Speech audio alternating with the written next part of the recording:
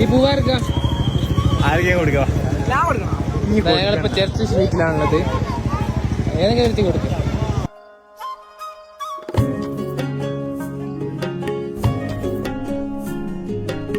നോമ്പ് എത്തി. ആളെ കിട്ടി ഇല്ല, സീനില്ല. നീ കൊടുത്തോ? Full confidence.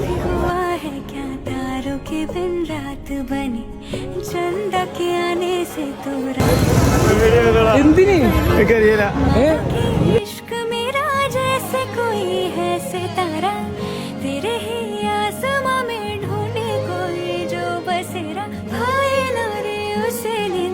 ആ സമയത്തോളെ ചിരി ഒന്ന് കാണാം സാറേ.